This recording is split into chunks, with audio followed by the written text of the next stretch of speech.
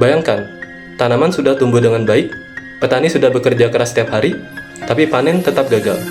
Bukan karena hama, bukan karena pupuk, tapi karena air tidak sampai ke lahan. Assalamualaikum, halo semuanya. Kenalin, aku Muhammad Rozin Ali dari kelas A, Prodi Teknik Pertanian. Di video ini, aku mau bahas gimana sih saluran irigasi dan drainase yang sering kita abaikan ternyata sangat menentukan keberhasilan pertanian. Irigasi adalah sistem yang digunakan untuk menyalurkan air ke lahan pertanian. Sedangkan drainase berfungsi untuk membuang kelebihan air agar tidak terjadi genangan. Keduanya bekerja seperti napas bagi tanaman. Jika salah satu terganggu, maka pertumbuhan tanaman juga akan terganggu. Di Indonesia, masalah saluran air masih sering terjadi.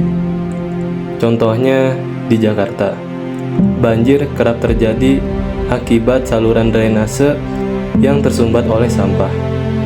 Sementara itu, di beberapa daerah seperti Jawa Tengah, banyak petani mengalami kekeringan karena saluran irigasi yang rusak atau tidak terawat. Hal ini menunjukkan bahwa masalah air bukan hanya soal ketersediaan, tetapi juga soal pengelolaan. Jika saluran irigasi tersumbat, maka dampaknya yang pertama yaitu air tidak sampai ke tanaman, lalu tanaman menjadi kering dan mati, dan hasil panen menurun drastis.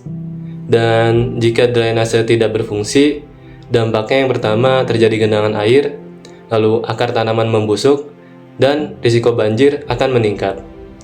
Dan pada akhirnya, petanilah yang paling dirugikan.